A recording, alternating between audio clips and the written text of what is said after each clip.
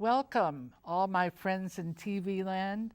This is Senior Issues, etc., and I'm your host, Vita Verdon. Now, the date that I'm filming this show is 11/11/2013, and that is Veterans Day.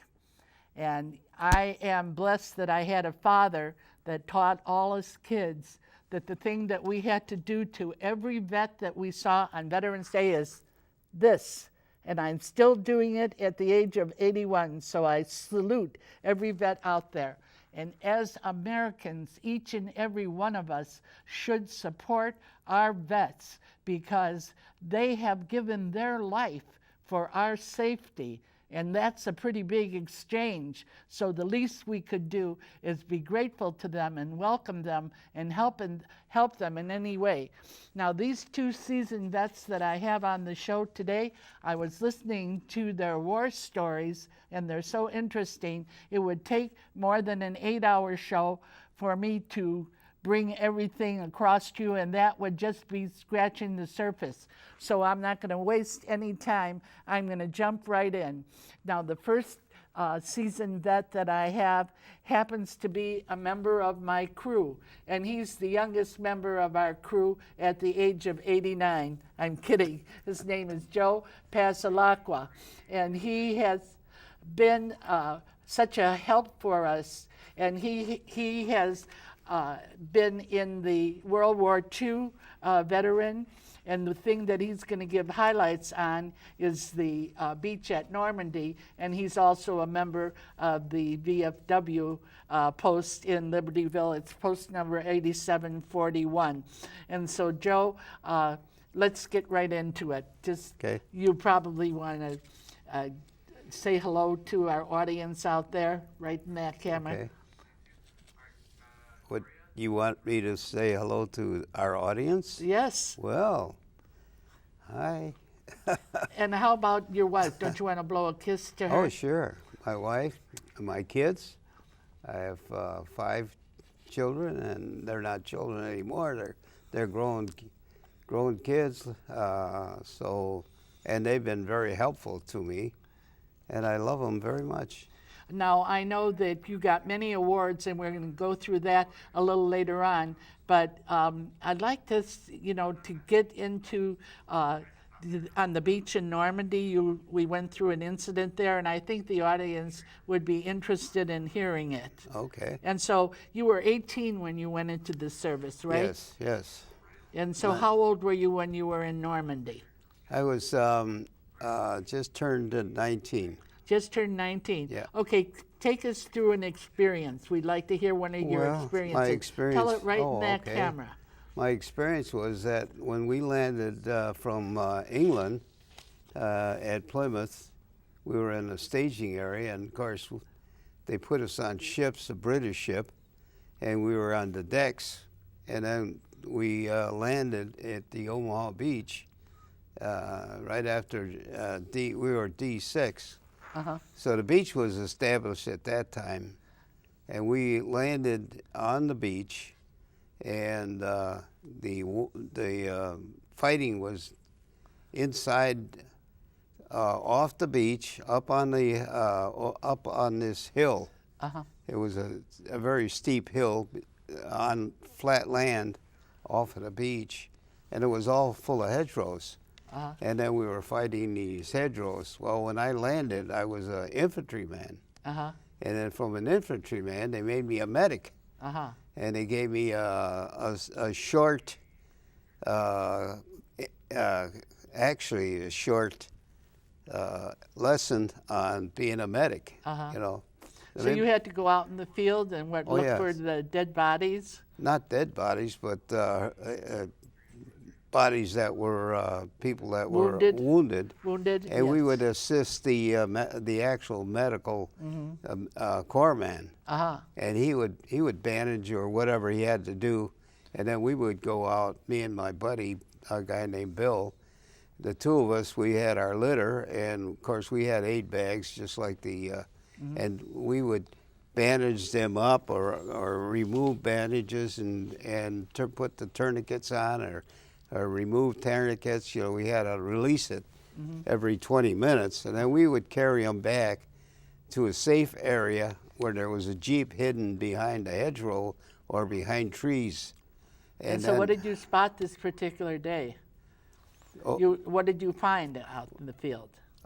What do we find? You mean the one where we went in the Norman's land? Well, one day the officer, our medical officer, came out, or our front commander took all of our medics. There was we had about 4 or 5 medics there, and they got us together, and they said they wanted us to go out in the no man's land to find a patrol that went out the night before. So when we went out, we went into the no man's land, and of course, as we were walking in there, we came across a dead German, a soldier, and then we went past him, and then we kept walking into this field, open field, where it was high grass. It looked like wheat field, and all of a sudden this German popped up out of the weeds, and so we were startled, of course. And when fortunately we had one of our soldiers could talk German, so he was talking to this officer, and he looked like an officer. I think he was.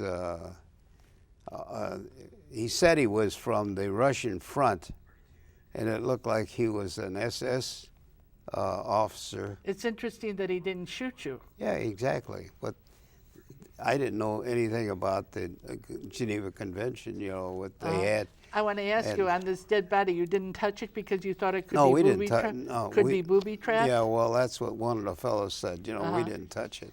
But he let you, then you went back to your crew, right? Yeah, well, as we walked up, and when he popped up out of the grass, and all of a sudden he told us to stop and watch where we were walking, because the ground was, they had booby trapped or grenades attached to trip wires in the grass, and they just had a path. So we walked in his path, and we told them who we were looking for, some of our wounded soldiers. So they said that the wounded soldiers, there was 3 of them, and one was dead of our GI. One of our GIs was dead, shot, and then the other 2 were wounded, and they were went to a German hospital. So then you brought the dead and you brought the wounded back. Exactly. Now I'm going to get to you, Tony. Now this is Tony Kennedy, and he's the color guard at VFW Post 8741 in Libertyville, Illinois, we're about 30 miles northwest of Chicago. And he was in the Army, the 18th Division. 18th MP Brigade. And so Tony, tell him a little bit about, I know you came here from England. Yeah, I came from England in 1962. I was 18 years old. And when I went to get my visa in Manchester, England, at that time there was an American embassy in Manchester, which is no more. And they asked me if I would be willing to sign for the draft, and I said sure, because I had a permanent visa. And so I came to the States, which was really great. I mean, this is a great country, and who wouldn't want to come here, And I was drafted in 1968.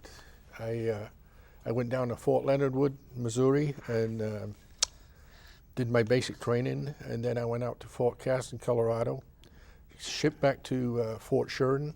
At Fort Sheridan, I was on the 5th Army Color Guard and burial details. And then you ended up in Vietnam, And right? then I came down on levee from Washington, and I had to go to Vietnam. Give us a little taste of a day in Vietnam.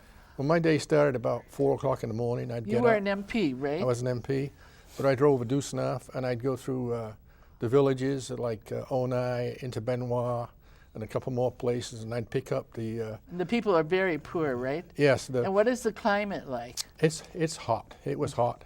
It was hot and dry. The monsoon season, you could set your watch by the when it would rain every day. It'd rain like at 11 o'clock in the morning and maybe 3 o'clock in the afternoon. But it was the same time every day. And all the ditches would just fill up. I lived in a hooch with 6 other guys. And you get to be a real family. You get to watch one another's back. And I know you want to give thanks to a school that honors vets. Yeah, last Friday morning,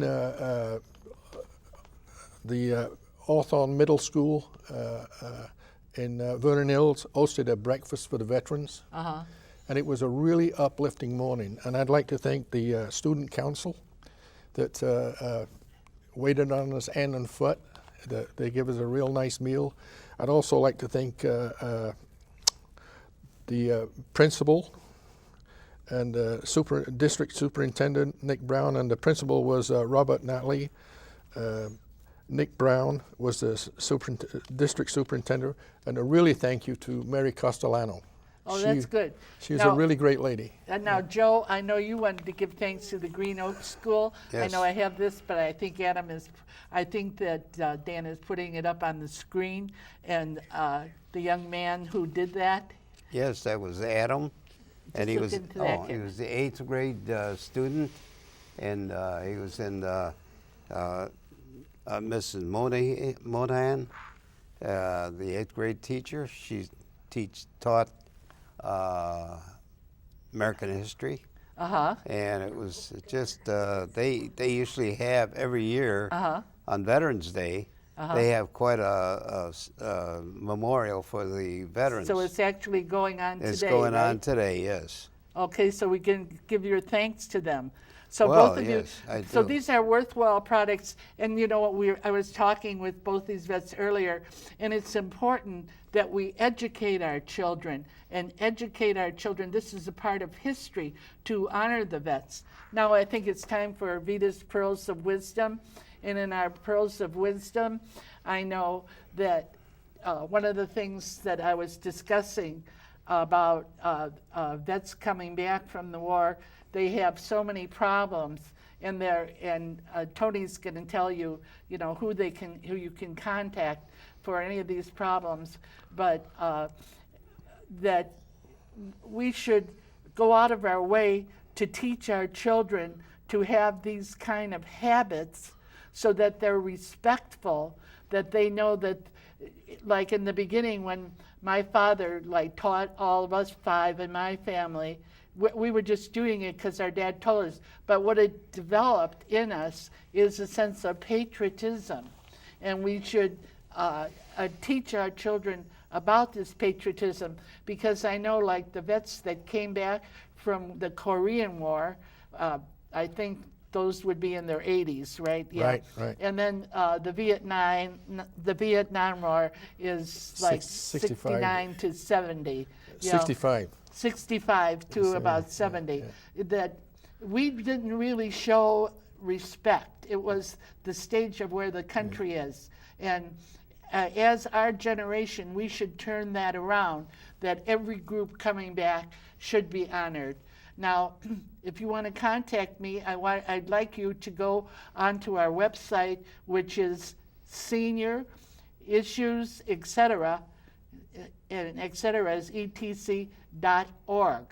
If you want to personally send me an email about any idea that you would have that you think would be good on the show, or you'd like to come in and volunteer on the show, you can email me at smallcasingvitaverden@netzero.net. Now, during this Thanksgiving season, this is like the month of November, and that's when Veterans Day always is, that we should go out of our way. If you see a vet having breakfast, go and pick up his tab. You don't have the money to do it, go and pat him on the back and say, thank you, what you've done standing in the place for me. That's how we should go out of the way to see that our vets get what they deserve. I know I have more time with my pearls, but I'm just going to cut it short today because I want to get back to these vets. They have so much to say about things. We have so much more to say. So I'm going to get right back to Joe, and what we're going to talk about is, like, I know you got 5 different medals. That was 5 campaigns. 5 campaigns. Yes. All right. And Maybe you could tell us what campaigns well, they were. campaigns were Normandy, Okay. Luxembourg, Belgium. Look right in the camera. Luxembourg, Belgium, and what was the other one? Oh, the Brest Peninsula. That was a submarine base that we, with Patton, we had to capture that submarine base. Now, how many different countries did you go through? I know you went through France. Well, we started out in England. We went to France, Normandy, France, Holland, Belgium, and Luxembourg. Luxembourg we had to capture twice. Uh-huh. And then, of course, we overran the Germans in Belgium, and that's where we ended up near the Battle of the Bulge. Now, having served, I know you served under General Eisenhower twice. Yes. But how many other generals have you served under? Well, Patton and Montgomery, Uh-huh. and I forget the other one, but when they were Allied commanders, Uh-huh. and when Patton or Eisenhower gave up the Montgomery took over, Uh-huh. and it seemed like the war, everything stopped when Montgomery took over. I don't know why, but nobody seemed to be doing anything. We weren't moving or nothing. Uh-huh. And then they took it back again, and then Eisenhower took over, and then we started advancing after that. I want to go into your medals a little bit. Now, what were your medals for? Well, I know you had one for riflemen. Well, yes, I was expert rifleman. I'd like you to look into the camera. I was expert rifleman, and good conduct medal naturally, but I have a Bronze Star for the 5 campaigns, Uh-huh. and then I have my combat medal for the as a I medic. think he's got the medals on the screen. Yeah, my combat medal, my infantry medal, and my combat medal for being a medic. So those are some of my medals that we had. And I know you were showing me before that, what were they called, victory letters? It was electronic letters? Yeah, those V-mails. I've got one laying here if you wanted to see it. Well, I don't know if the camera will pick it up. Well, I don't know, but anyway, this is what we would write on our V-mail. When our mail came to our foxhole, I don't know how they found us, but they knew where we were. Uh-huh. And then they'd drop off our mail if there was any mail coming to us, and then they'd give us this card and then you'd fill that, write your letter to back home, what have you, and then that would be sent electronically back to the States or wherever, and then it was on microfilm. So it traveled back and forth very rapid. Now, So- Tony, I know that you came back with, what was you came back with, Agent Orange? Yes, yes. Yeah. I was treated for Agent Orange in Vietnam, and it was on my records when I got back. And I have a few problems from it, but I have to say that the VA has taken very good care of me, and I also. So you encourage. I encourage any veteran, and especially, I'm saying any veteran, but a lot of Vietnam veterans, probably, wherever this Agent Orange was laid down, and it was laid down in lots of places in Vietnam, and the side effects from it, the illnesses that you can get from it. I get a letter from the government every January or February telling me all the illnesses I can expect from the Agent Orange. And right now I'm at 100%. disability. I got diabetes, neuropathy, and I got a few lung problems. And but a lot of these veterans, if they would join the VFW, you know, and you'd find out some of these things, and if you have some problems, they can direct you in the right direction to go, you know. And also, for me personally, give us an idea. What is a meeting like? What do you do there? Well, say somebody is watching this. Well, somebody's watching our meeting. They go through the minutes of the meetings from the prior meeting and stuff like that, and they bring up like any new things that come up from the government and stuff like that, any new regulations and things like that, and things that you wouldn't know unless you go to a meeting. If you have a problem or something like that, or if there's a member that's got problems or family problems and stuff like that, we want to know so we can help. So you stick together kind of like a family, it sounds like a support group. It is a support group. Team it is, yeah. To help each other with the problems that occurred from being in the service, right? Well, we're all brothers. I mean, let's face it. We're brothers and sisters. Anybody that served in the armed forces, we're one big family, and we have to take care of one another. You know, and the thing about being belonging to the VFW and organizations like that is, the government is not going to come and tell you, you know, well, you have a problem, we want to help you. You have to go, and you have to stand up for yourself, and you have to be your own advocate. In other right, words. And there is help. There's like the VA representatives. And these are totally separate from the VA, but they call them VA representatives, and they will help you through the process. And they trying to do this by yourself is very difficult. But they know all the ropes and stuff like that. They'll fill out the forms most of the time, and all you have to do is sign your name, and it's mailed in. Well, as a color guard, what do you do as a color guard? What is your responsibility? I'm the color guard commander for 8741, and it's really it's neat. I like it. We do 3 parades a year in Libertyville. We have the Memorial Day parade, and we have the Libertyville Days parade, and we have the Homecoming Day parade.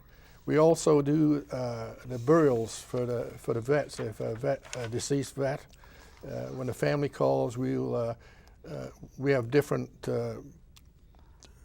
services we provide. If it just depends on the family. If the family wants us to go to the funeral parlor, we go to the funeral parlor. We have a service that we provide for the deceased vet. Most of the time, we just go out to the gravesite and we shoot the rifles and play taps. Oh, that's good.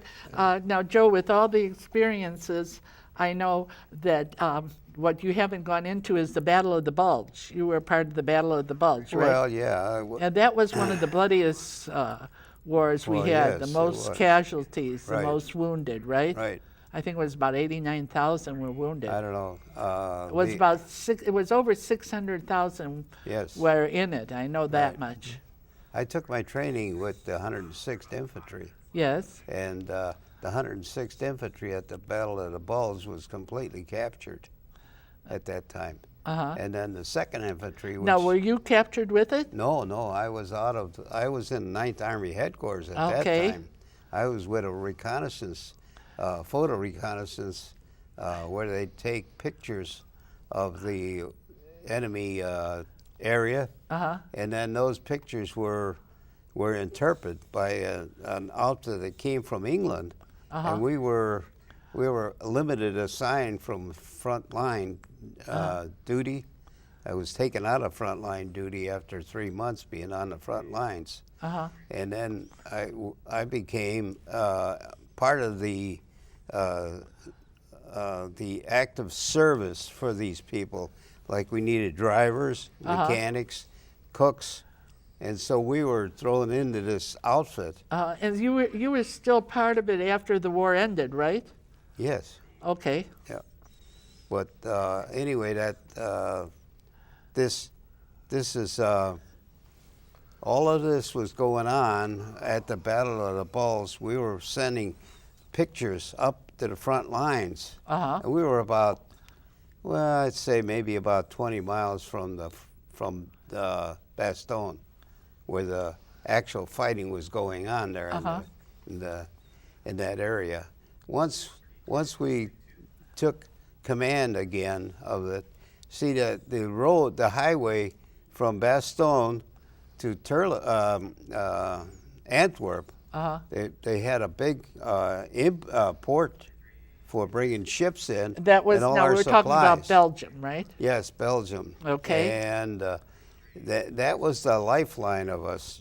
Before they were going into Normandy, they had a port there where they'd bring all their supplies, but then they had to take gasoline and tanks or trucks and what have you from there all the way through France and Germany and Belgium. And so now they had the port at Antwerp. Now it was just a short distance to our front lines. And the Germans were trying to take that away from us. I see. And we had tanks lined up from there, from Antwerp right to Bastogne, you know. Well, I know So it was, that recorded in the history books, it turned out to be one of the bloodiest battles around. It was. All right, in the last few minutes of the show, I want both of you to reach out and look into the camera and give a plea for veterans, because we have a lot of hurting vets out there, and there is help available for them. Right. And so if you go first, Tony. Yeah, I'd like to say to every veteran that you need to go to the VA and sign up. And like I say, join the VFW, because you get a lot more information out of that, and you can also go get a VA rep to help you. The other thing I'd like to say, Vietnam War was a long war. Very long It war. was 15 years, so there's a lot of vets there that need help, that should be getting it, that ain't getting it. And like I say, the government's not going to come to you. You got to go to the government. Now, what do you have to say, Joe, to our vets out there? To the vets, In that I camera. just want to salute every veteran that I don't know what to say. It's just that all the veterans that made this possible for me to come back as all in one piece is just a miracle to me. I have to thank the Air Force, the Navy, all of the support veterans that were in the war, and I'm just happy that I came back and went on with my life.